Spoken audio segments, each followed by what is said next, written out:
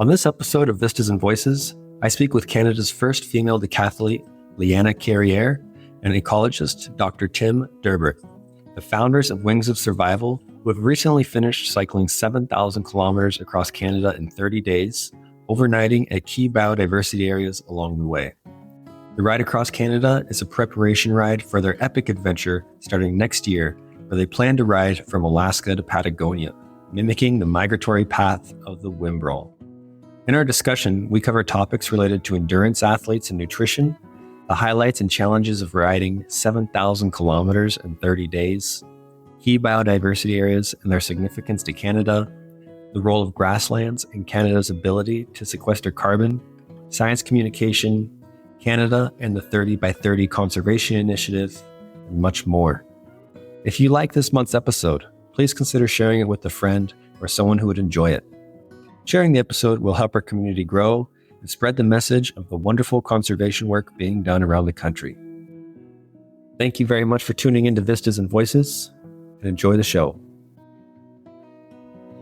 All right, and we are recording. Timm and Leanna, thank you so much for being on Vistas and Voices and sharing your mission, your journey, and the cool things you are doing with the world and audience, and so many platforms, by the way. I've been getting to watch all of your interviews and listening to that. So I am just pleased to have you here. So thank you for taking the time to do this. Yeah, boss. Of course, I am more than honored. If you could you tell the listeners a bit about yourselves and what your mission and objective is that you've completed and are planning to complete? Yep. You want me to go? Ladies first. I'm Leanna Carrier, born and raised in Edmonton, Alberta. Been a personal trainer and an endurance athlete the last, 15 plus years. Before that, I was a competitive track and field athlete and Canada's first female decathlete. And for myself, I love being outside, training, swimming in the rivers, cycling in the mountains, running in the trails. And especially through COVID, and I think a lot of us saw this, that we were forced to be outside more and more. But what I also noticed is that races were being canceled because of extreme weather events, fire, smoke. And shortly after all this was kind of happening, I met Timm, and he'll introduce himself, but he provided me with the knowledge and the urgency that we really need to start standing up for nature because the environments are changing so rapidly around us. And these passions we have are disappearing. And I love athletics, and for myself, it's the best way I can use my talents to kind of stand up for nature is through sport. So we have a shared passion of cycling. So why not cycle thousands and thousands of kilometers? So I'll let Timm give his intro. Yeah, Timm Durbert. It's good. I'm introducing myself. So the last name's always tricky, but it reveals I'm German born. I left about 20 years ago, started an academic journey that first took me to New Zealand and somehow got into the tropics. So I was doing a lot of research in Asia, eventually went to Australia for a PhD, continued research in Asia, lived a bit in India, and was ready for some snow and cold, and got this opportunity to come to the University of Alberta, where I've now been for 5 years. So I've done 2 postdoctoral fellowships working on, all my research has always been on human impacts. So previously on tropical forest ecosystems, which don't exist out here. So I'm working on grasslands in the prairies. And so maybe for the last 12, 13, 14 months, really just focusing on this big expedition, which is coming next year. So Wings of Survival, Alaska, Patagonia by bicycle. Thank you both for introducing yourselves, because I find that the cross section between your interests is like so perfectly balanced with what your mission is of cycling such a distance. And you each bring such an integral part to the mission between the athleticism and the knowledge of biodiversity and your research, your scientific background, and then your experience as an athlete. And then you're also being I don't think tested is the word, but monitored by the University of Alberta for extreme endurance. Is that correct? Yeah, for this Canada crossing, because we did it in 30 days, it was a little more controlled. So we were able to partner with the University of Alberta and test our nutrition, our psychology, and our physiology, just to see how we responded under days and days of cycling. I think we cycled around 4,500 kilometers in 30 days. So it was really good. We had some big days, some shorter days, just based on weather. But it was really interesting to have the UVA on board and pull the data. We don't have the exact numbers because we just got back a couple weeks ago, and we had to redo all the testing, including a VO2 test post cycling. So it was enjoyable. Nice. But you're forgetting the most important part. So we've done this plant-based. Yeah. So that adds to the charm and uniqueness of what we did. So entirely vegan diet, and making a strong case for Feeling it. just that it's really possible to be plant-based and do some really cool, challenging adventures. Yeah. Go ahead. Yeah, because one really positive result we got is actually on the nutrition, was that our body compositions didn't change too much. We didn't lose any muscle. So most people, we get asked this a lot because we're plant-based, is how do you get your protein? How can you put on muscle? And we trained really hard going into the events. Timm had put on quite a bit of muscle right before, and I put on a few pounds as well. Of muscle, just eating completely plant-based. And then I thought, I was surprised too, that I thought based on what we were eating, just because it was a little more simple carbs, but we were challenged with finding protein, but we were able to find plant protein and fueling. We really, our body compositions didn't change much. And within 2 days, we were fully kind of back to our normal metabolic rates. Our blood work came back normal. So it was really positive to see that. And now moving forward, especially as athletes and personal trainer for myself, it's just proof, and it has that data that we've done it, and this was the result, and you can't argue that. So that was really exciting. Were you both plant-based prior to this? Yeah. Mm-hmm. Yeah. Okay. So I mean, that would be, I guess, quite the switch, and so, like, just to go and do this. Well, we had a support driver, Bill, and I think he put himself to the challenge of being 30 days plant-based as well. So I don't know if he's still plant-based or if he's done 180-degree reversal. Not sure, but he said he's still recovering. In general, not from the diet, but from the trips. Yeah. Well, I mean, either way, it'd be fun to do. 30-day drive across Canada would be a beneficent opportunity as well. And I drove across from, I guess, just BC to Ontario. It took like 7 days. I feel like I missed so much. Like, we got to see where we were camping, but between the campsites, there's so much to see. You can cover so much ground. And I noticed you touched on the diversity of Canada.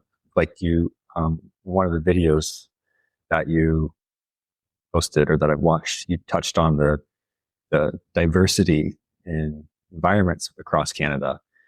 What was the one that stood out most to you? This is for both of you, so each of you. I'm first. Yeah. I had some places. So I was the one who initially mapped out the route, and the idea was we cycle across Canada in 30 days, and we're going to visit 30 protected areas and key biodiversity areas, so KBAs, along our journey. And that's a bit of a challenge, right? It's a long way. There's not necessarily many protected areas in certain sections of where we're riding, and there's only so far we can go on a bike, right? At 50 kilometers, give or take, makes a big difference for us on a bicycle. So really trying to identify places that are very close to the route, but then also places which are very special. And I was really excited about Bay of Fundy, and we got to see the place. It was really beautiful. Got to see the variation in tidal movement a little bit. So Bay of Fundy, always drawn to the grasslands. I just absolutely love southern Alberta, southern Saskatchewan. So we went to Riding on Stone, Grasslands National Park. And then it was hard to leave, right? Because we only got to sleep in those places and walk around for half an hour. Saw a nightingale, which I've never seen before. So that was down in Grasslands National Park. And we saw a rattlesnake, which was pretty cool. I mean, we only spent literally the night in those places. And so definitely highlights. I'll leave it here. I think Biodiversity was the one I was really anticipating, and the Grasslands, I knew it was going to be my highlight before. Okay. What about you, Leanna? Yeah, similar. So for the last 3 years, I kept hearing about these epic grasslands. And being from Edmonton, we always head out west. So I got the pleasure of seeing the grasslands and riding on stones and kind of feel how special these areas are. I really enjoyed that. Biodiversity is just amazing to see. And I always love the East Coast as well. And that was only a couple days. The first ride, it was very foggy, but you could just tell and you could hear the ocean. And I really enjoy that. But Canada's just, so diverse. There's so many very different places, kind of felt different each province we went through. So, and being on a bike is just, you get to experience it that much more. Yeah, I love biking for that reason, because you mix the speed of not necessarily a vehicle, but you also mix the intimacy of walking. And so you get to really, like, you can smell it, you can feel the changes in temperature, it's such a beautiful experience, especially, I'm sure, as you guys felt many times, like a nice coast down a hill, and you just get to hit gravity, and it's just a blissful experience. Yeah. And Timm did a great job routing, because it kind of took us off the main highway, but we were on, so sometimes was it from New Brunswick through Quebec, we were on 100 kilometers of riding trail, so it was just beautiful, and we're away from the loud vehicles. And same in Soyuz, that was a very slow climb, but we'd hit these gravel chunks where we're kind of away from the traffic and really experiencing, you're kind of in nature then. And that's what I love about hiking and running in the trails. So you kind of get that on a bike with the route you picked. So I thought that was really awesome. Yeah. And so KBAs, key biodiversity areas, are, ever since we started talking, and I didn't know a ton about them before started following you guys. I've learned so much about them now. They are a very interesting thing in terms of conservation, because they're scientifically recognized, but they're not governmentally recognized. And so you can have a whole area be a KBA, but it doesn't protect the area. So could you go into the significance of a KBA and what does it mean to be a KBA? Is that to me? That's totally to you. Right. Well, as you described, it's not a legally protected place unless there's a different designation in place already, right? So going back to Bay of Fundy, there's different designations. So it's a huge biosphere reserve. So that's one. Then there's smaller Western Hemisphere shorebird reserve network sites, which is kind of a system of protected areas across the flyway from Alaska to Patagonia. I think it's a migratory bird sanctuary. It's a Ramsar site. So it's got this international wetland convention protection. And then it's a KBA. And those designations not necessarily overlap, but they might in part in certain places. So I think the uniqueness is that it's really an attempt, and maybe to take a step back. So the concept is originating from IBAs, so important bird areas. So I believe BirdLife International was sort of the driving force behind it, or they initiated the concept. So originally really to protect birds, identifying places where there's critical habitats, or there might be rare species, or there might be endemic species. So something that makes a place really valuable from a biological, ecological point of view. And at some point people said, well, why don't we take the whole ecosystem approach and really not just make it about birds, but we'll also look into different groups of animals and trees and lichen and fungi, so whatever makes an ecosystem. So I think the uniqueness is really that it's taking into account, again, it could be diversity or it could be abundance. So how many individuals do you find? Because some places, let's say, if we look at migratory birds, some places they just congregate. So you get 50% of the entire population on this little sandbank somewhere, and it seems so random to us, but I'm sure it makes a lot of sense to the birds. But so there could be abundance, or it could be, as I said, rarity. So there could be some species which you just don't find anywhere else in great numbers or so, or it could be endemic, so they only occur in that locality. So I think what's really neat about it is that we have this United Nations goal of protecting 30% of land and water by 2030. So that's a target that comes actually out of the 2022 Montreal COP15. So it's I think most people are more familiar with COPs for climate. So this is an equivalent for biodiversity, and it's only 15, whereas the COP climate is 29, I think, by now. So that basically means it's younger. It's only been there for maybe 15 years or so. So this was one of the main outcomes, and most countries around the world committed, including Canada, to reach that goal. So again, and at this point, it's basically 6 years to get to 30% protection. And if we look at Canada, I think it's just around 15. So we'd have to double.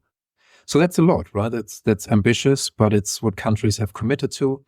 And KBAs are neat in the sense that they have already been identified as being hotspots of diversity or rarity, as I described. And so it's a good opportunity to integrate those already identified important places into this system of protected areas towards reaching 30%. So I think there's a lot of value in really highlighting. So what we've got already is great, protected areas and whatever designations they have. That's sort of done, and we have to protect those and we have to look after them. But now it's really about how do we add to the number? So how do we get from 15 to 20, 25, 30%? And I think that's where the KBAs are really useful. Yeah, that's my perception of them too, is that they really allow governing bodies or management agencies to identify those, they're already, I guess, pre-identified in that case. So how, you mentioned 15%, just under 15% of Canada is considered both in the marine ecosystems and terrestrial ecosystems.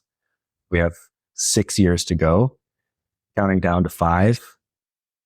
That's a lot of land and marine areas to conserve in a short period of time. But are there any easy targets or opportunities that you see within Canada to help reach that 30 by 30 goal? Well, I'd say an important factor is also to keep in mind is we also want to represent diversity, right? And we sort of touched on diversity of landscapes and ecosystems a bit already. So Canada being just so huge, and it might be easy to argue, let's just go to Boreal and protect most of it, and then the job's done, right? You can't do that in a lot of countries, but here in Canada, being so, such a huge landmass. But I think it's important to also keep in mind we really want to bring diversity into the system, because it's not just about the number, but there's the reason behind it, right? And the reason behind it is really we need, for example, nature-based solutions. So we need land set aside primarily for nature. So nature being an important component of mitigating the impacts of climate change, for example. And so there's reasons for that number, right? The 30%. And so I think that's one thing to keep in mind. But then there's going to be places which are definitely underrepresented, let's say, at this point in time. And again, coming back to the grasslands, I found we had a hard time between certain protected areas. Like we had huge jumps because there was just nothing protected in between. And grasslands have the beauty also in the carbon space that a lot of, so just touching on climate change a bit. So most people would know it's because CO2 and different greenhouse gases are emitted into the atmosphere. And what happens in grasslands is when you have an existing grassland and you till the grassland, so it's turned into agriculture, most of the carbon is really that's stored in the ground is released as CO2 into the atmosphere. And that happens really fast. And so protecting grasslands, it's just absolutely fundamental, because on the one hand, if you don't disturb them, the carbon is really safely stored because it's mostly below ground. Whereas in forests, there's always the risk of fires, right? We look at what's happening in BC, Alberta, and other places across the country. So whenever a forest is on fire, it means greenhouse gases are being emitted into the atmosphere. So grasslands have this huge value for storing carbon. And if we look at around the globe, it's the most dominant ecosystem. So just in simplistic terms, grasslands versus forest. So grasslands, I mean, the oceans store the most, but if we just look at terrestrial lands, we've got the grasslands, huge percentage, huge opportunity to really protect those, and from a carbon point of view. But then there's also the importance of wildlife, right? It's and I think that's not as appreciated or as present for people. There's this importance, this value of biodiversity, and without going into detail straight away, perhaps, I don't know if we do, but then also making this jump to, I feel there's also this spiritual connection, right? It's all, we always sort of lean towards talking in kind of numbers, I'd say, and kind of immediate, we always have this tendency to look for quantifying benefits, I suppose.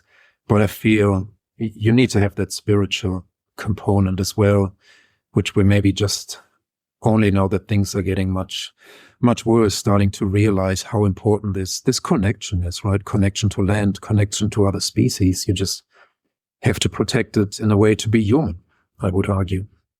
Yeah. It's hard to value. I mean, that's some of the work I'm doing, is finding value within biodiversity, and trying to promote that to a corporation is difficult because it doesn't necessarily spell out dollars very clearly. You gotta align it with a whole bunch of different values and make that connection to how it provides value. And value is not the same to everyone. So I interpret that, the conservation of biodiversity and the conservation of landscapes is spiritually fulfilling, and that it does need to happen. But I don't think we're in the most popular camp of that, or the largest camp anyways. Otherwise there would be more conservation areas, I think. It's true, but just maybe to quickly say, I think this is what we have to go for. I know there's been a lot of research over the last decade or two where it's really about putting numbers to ecological, like ecosystem functioning or ecosystem services. And that's okay, but I think ultimately we have to get to that space where it's really from within, as hard as it is right now, but I think it has to be a genuine connection. Otherwise it always stays in this monetary realm and kind of, as you described. So what's the value? And I think it has to be a genuine intrinsic value. That should be our ultimate goal, right? To get to, because only then do we really commit to, or maybe only then we have this transition from dominating the planet to being stewards. I think in a nutshell, I feel that's what we have to achieve: domination to stewardship. Yeah, ultimately. Leanna, what has been your favorite part of the journey of learning the scientific jargon, KBAs, all of the terminology? Like, what has been the most striking thing to you that you've learned? Yeah. I'm learning every day. It feels That's like good. one of the biggest things shortly after meeting Timm was talking about eating plant-based. So I kind of eat vegetarian, but I still eat meat here and there. But really the effects agriculture has on the climate, and how that's one way that I personally have the power to eat plant-based. I can get all my carbs, protein, fat. I can perform at a high level. And it's, especially in Canada, it's super easy to go that way. So for me, that was kind of just an easy switch. And it was just nice to know that eating plant-based, not only is it, just again on the spiritual side and protecting animals, but it also it's just way better for the climate. And that was a big takeaway for me. I always learning about the grasslands and the carbon. I think that's something that's very underrated, at least in my realm of people that I talk to. Again, everyone's always so focused on mountains and oceans and these beautiful things and really understanding, because is it just 1% of the grasslands are protected or something really minimal? I don't know what the percentage is. So it's very, very low. Mm-hmm. And I forget where I saw that number, and when we're cycling through the prairies and it's just all the, so much farmland, and you're just kind of, in my head, I'm envisioning what's going to happen in 10 years to all this. I don't know. It doesn't sound good. So for me, it's just really trying to make that positive connection and really help people. I have a 7-year-old daughter, so I love taking her out or teaching her about things, and she's becoming more aware. So even talking to the younger, like her friends or the younger generation, just to kind of, I don't know, incubate that connection with nature again, because I think it's just so lost in all the mainstream stuff we do. So yeah, it's a constant learning, but I really love it. So, and I love that I feel empowered more to do something, although I'm not a scientist. And I think that's what more people need to realize, is that we can't just assume the scientists are taking care of things. They're doing their best, but we have the power to make change and create positive change. And I think that's super important. Absolutely. Yeah. And I think it's great that you're coming from a position outside of science and athleticism to bring the vision and voice of conservation to another realm, because that is ultimately what's going to help. What's been the biggest challenge for you to talk about the subjects within your athletic realm of people? It's just so hard for people to understand the connection.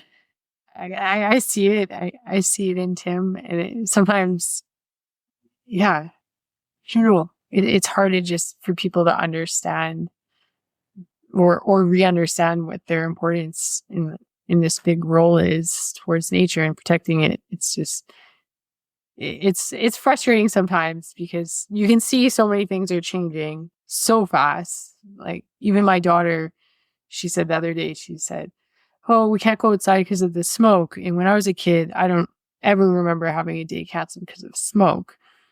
And I don't know. And then the Jasper fires, and I'm just like, what what more do we need to start really making these changes?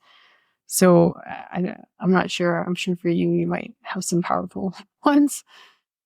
Well, I think a challenge is for me, because there's so many motivations and so much background experience, perhaps, and knowledge, and a very global understanding as well, having lived in so many places, but then trying to condense it down and boil down the message and really identifying what is the core message. How do you engage people? That's been a long process. And so really the motivations also haven't changed, but maybe the strategy, there's been a lot of adaptations to what we're attempting to do. Even now, after riding across Canada, there's been so many takeaways, and we've learned so many things. It could be logistics, it could be dynamics, interpersonal dynamics, understanding what's realistic to do when you're out on the road. So lots of takeaways, and again, a point where we're sort of shifting a little bit as to how we're going about it. And so I think just for us personally, a lot of adaptations to, as part of this learning curve of building something that's really, really big and something we've never been in that space to to really create a project from scratch in a way, just having an idea and building something. And initially you feel, why are people not coming on board? And this is such a cool idea, and where's everyone? Then you realize, it's a slow process, and ideally you make steps, and we have a film production company, so Moving Artistry Productions here in Edmonton. And Justin's been amazing. So we've done some filming already in Patagonia. He kind of spontaneously decided to join us when we went for an Ironman distance event in Patagonia, and we went up to Alaska to do some training with a pack rafting guru and met some scientists. And then we spent the winter in Colombia, and that's the most bird biodiverse country in the world. So Justin decided to come down as well. So we've already been filming, and that's been really good. So that put us into that really leveraged our ability to, in terms of outreach, right? So suddenly we have a professional trailer, which is compared to just doing something on an iPhone. So that's been really good. So it's trying to make sure that we keep jumping from one level to another. And I feel that's where we are now after this ride, and having about 8 or 9 months to start the main expedition. So I'd say it's kind of the biggest. That's sort of in that process of adaptation and learning and really filtering in a lot of ways to make it more accessible to people, right? Because everyone's got their everyday lives, and it can be overwhelming. And so how do you get this opportunity to plant a seed and really doing it in a way that it resonates, right? Yeah.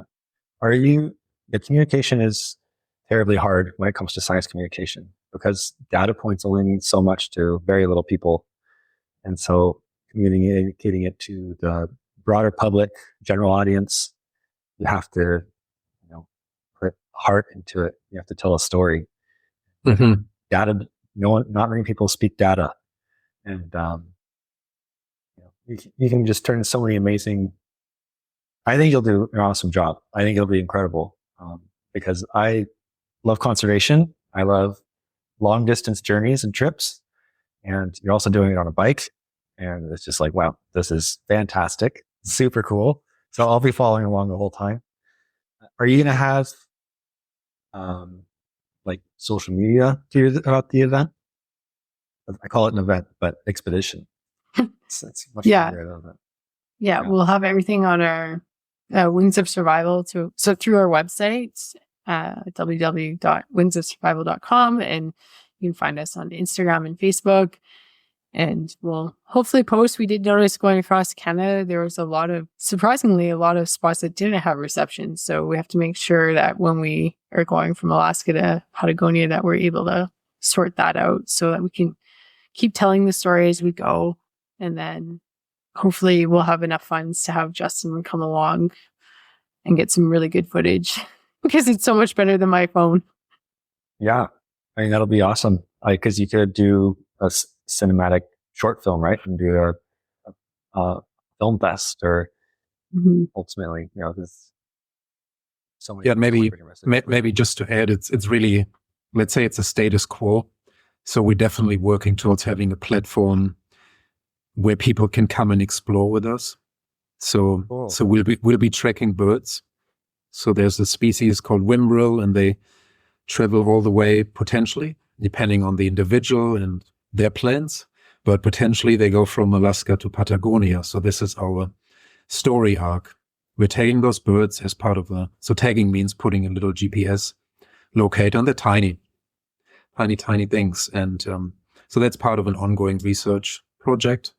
So we'll take those birds, and then we are setting off, and the birds, they keep feeding, keep eating, and raising their young. And then at some point they start, and then they'll overtake us, and they'll get to Patagonia quite a bit earlier than we do, but we try to be there within 9 months, so we can, as a story, we can reconnect with those same individuals.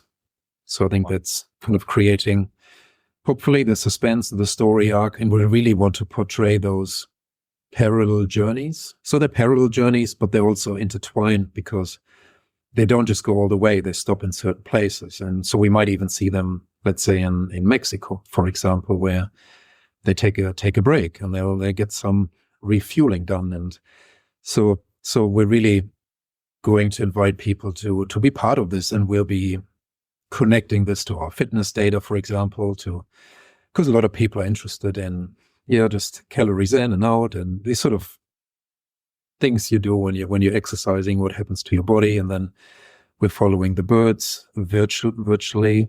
So that's really what we're working towards. At the moment, it's kind of the obvious channels, but it's meant to be this platform of engagement. That would be so cool. I didn't know you were doing that. So yeah, being able to, so for example, you're going through Southern California, if that's your route, and someone nearby sees what you're doing, saying like, oh, they're going to come like bird watching here, and you can like do like a group bird watching event, essentially. Yeah. That's awesome. Yeah. It's really meant. So we do community projects along the route, but then it's also the virtual component. And I think it's just a space where we can reach a lot of people and people across audiences. So again, it might be people who are competitive in athletics. They don't have to be athletes necessarily, but just people who like to compete, right? They might be interested in the data we're producing, but then there's also bird crazy people and people who like adventure sports. So it's as a combination, and so really trying to tell a story that resonates with different audiences. So we're having this opportunity to win more people for planetary stewardship, whatever that looks like, right? It's not telling people what to do, but it's the art of storytelling and inviting people to, maybe to change their perception, to look at migratory birds as much better athletes as we humans, right? If they want, because they are in a way, but I think that takes that human element to really allow people oftentimes to have a different glimpse into nature and the wonders of nature. Yeah. Have either of you completed a journey that is going to put you like relatively close to difficulty as next year's? Well, I think that's why we cycled across Canada. Yeah. That seems. That was like, a big test. Yeah. Yeah. With the sport vehicle, with the kilometers we did, with the food, it kind of was a really good test run in a lot of things. But sorry, you were going to say something? No, I'm just thinking it's hard to match in, distance. But yeah, I feel it's that preparation phase and that, in part uncertainty, because it's still a lot of, like, everything's planned and everything's going to happen, but a lot comes down, like most things, comes down to money, right? How much money is available, and that sort of defines our ability to be more or less impactful, right? More money takes away, reduces the stress of say maybe we don't have to camp, but we have the funds to have a support vehicle, and that's much easier to jump into and get some sleep as compared to pitching your home every single night. So different elements that sort of influenced by access to funds. So I feel this preparation phase I envision it's going to be harder than actually being on the bike, and I think that's something. I almost feel this was the case for the Canadian crossing too. And what we learned was it's really the being on the road and the noise pollution was really getting to us. It was very intense. Interesting. So something not so much on the radar beforehand, just that constant noise building up somewhere behind you, and you know it's coming, and you never know, is it going to be right next to you, or is the driver moving over a bit? Are you getting space? So it's a potentially stressful environment, but it's been good to experience, because we can take that experience and hopefully use that for the big expedition to make the right choices in terms of roads and when we're being sheltered by a support vehicle. And so I'm not too worried about that big trip, even if it's huge. But I feel it's that 4 years of building it is That's the really crazy intense part. I'll be excited to step on the bike in Alaska. Yeah. So you're starting in the Arctic National Wildlife Refuge. Is that correct? Well, maybe to add, that was the plan, and we met a Manomate, so that's an NGO scientist, last year. So as I said, we all went to Alaska. Was that last year? Yeah. Last year. Yeah, just about 12 months ago. And so we met Shiloh, the scientist, and had a chat, because there's not many people taking birds, so he's the only one doing this for Wimbroads. And then I met him 2 weeks ago. I went back to Sackville, to New Brunswick, for a conference and presenting about this project. And I met him, and he said, "Oh, I found this population which is outside of the refuge. So we might, if we get the chance, if he's willing to do it, we might be taking them outside. It's just, as much as I want to go to the Arctic refuge, that's almost an expedition in itself. Logistically, it's definitely a bit easier to find a population that's closer to the road, also to bring the camera team along, because the Arctic refuge is just so special. It's very hard to bring in people. Like you need permits, and they're not easily provided. And then ideally Justin's got, so the film producer, he's got a team of 3, 4, 5 people, because they have different angles and sound, and that'll be much easier to do if it's not in the refuge. But it's the same location roughly. So Prudhoe Bay is sort of the northernmost village, and I think that's where we start, and that's roughly where the birds are. Okay. That'll be super cool. I just finished excuse me. I just finished a book by Karsten Keeler called Becoming Caribou, and him and his wife followed the caribou migration on foot from April to October, I believe it was. And that's a crazy journey. It's a wonderful book. And yeah, he's a biologist from Calgary. So it's a wonderful book. Interesting. Is that the famous porcupine bird up north? Yes, it is. Indeed, it is. Very cool. Yeah. Yeah, they did a similar thing. They wanted to bring awareness to their migration route, because the Arctic National Wildlife Refuge was up for drilling, oil exploration. So that's why the upcoming election is so important. Otherwise, it's going to be all over again. Yeah.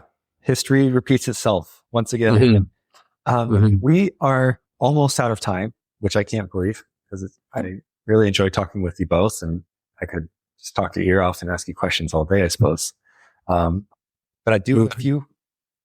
No, I was going to say, come and join us on the bike at some point. we can talk. Okay, I'll remember that. At least for a day, maybe. It would be so amazing. I'll ask you a few final questions. I have 3 questions. One you'll have to answer 2.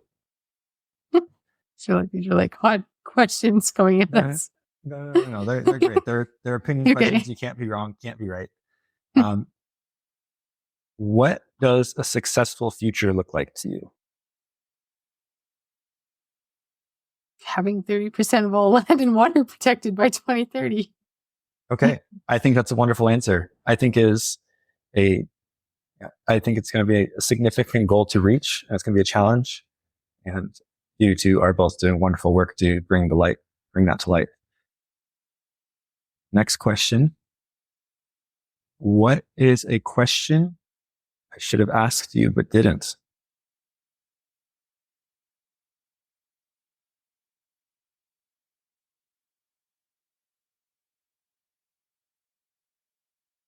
How can people support us?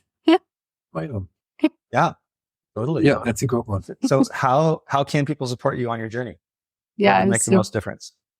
Yeah, the best thing right now, we have a GoFundMe set up, and you can find it on our website. wingsofsurvival.com, or you can get in touch with us through email or Instagram. Email flywayheroes@gmail.com, or Instagram Wings of Survival. So we appreciate anyone reaching out, supporting, liking us on Instagram. All of that is very helpful. So we appreciate it. Okay. All my listeners will know that now. So Thank spread you. your audience. Spread your audience. Of course. Yeah. And then last question. You have to answer it. You can also take Or take it too. You're so good at it. What makes you hopeful? Okay, I take this one. Okay. I believe there's just so many incredible individuals, initiatives, projects, efforts around the world. I don't think they get enough attention and traction. It's when you go to, for example, a conference like I just was, and there were people from across the flyway. So it was called the Western Hemisphere Shorebird Group. So these are people who work on shorebirds across the Americas. And fortunately, they had facilitated that really people from the Latin America could join. So a huge diversity, young people who are very passionate, ambitious. So that makes me hopeful that there's so many really positive projects on the ground. I think it's just not what we get to hear. It's not what finds the mainstream media enough. So I feel and you know, this idea also of, I know George Monbiot in the UK, you might know, a writer, and I really enjoy listening to his stories and his words. And he sort of highlighted that you need about 25% for fundamental change. So it's not 50, it's not 75, it's not 100, kind of around that ballpark number. So I think that's positive too. We don't have to get 100% of people convinced that there's a different way of living, perhaps, broadly speaking. So I'm hopeful 25% sounds much better to me than having to get every single person. So I feel by creating a space where we're really highlighting good projects. So that's something we're intending to do on our journey, giving emphasis and highlighting community projects along the journey and how they're all connected based on the migration of the birds, which, it's again, the storytelling component. I feel that gives hope. Amazing. You guys are going to be doing so many cool things starting 4 years ago, but you're going to be on the ground in June, starting way up in Alaska, with 9 months. 9 months is a very short amount of time. You know how far the birds fly a day on average? The one girl, Sorry, did you say per day? Correct. Mm-hmm. Like, what would be your equivalent you have to cycle per day? 12. Really depends, right? I mean, just looking at the godwits, for example, that go from Alaska to New Zealand, Australia, Tasmania. I think they cross the Pacific in 11 days, and I don't know how far that is, 15,000 kilometers. So very far. Without stopping. So let's say a bird can do 1,000 kilometers. Some maybe do a couple of 100 kilometers.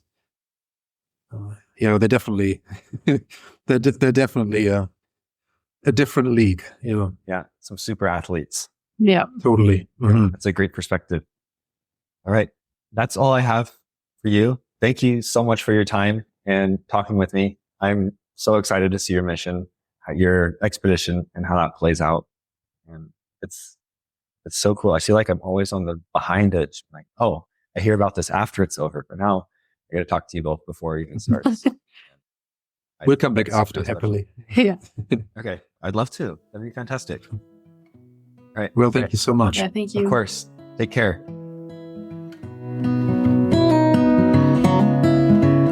Thank you for learning with me today and dedicating your time listening to Vistas and Voices. Time is our most valuable asset, and I'm grateful that you chose to share some of yours with me today. If today's episode struck a chord with you, I'd be honored if you could share it with friends, family, or colleagues who you think would enjoy it too. Every share, particularly those made through personal recommendations, plays a significant role in nurturing our growing community. Furthermore, if you could take a moment to leave a review on Spotify, Apple Podcasts, or wherever you tune in, it would be immensely supportive. Your feedback is precious to me. It not only aids in enhancing our content, but it also helps others find our conversations. Please feel free to reach out to me via my website, www.thepursuitproject.org/contact, on Instagram @Tyler_Garwood, or on LinkedIn. Your thoughts, questions, and feedback are always greatly appreciated. Thank you so much for listening, and I look forward to our next episode, where I'll see you right here on Vistas and Voices.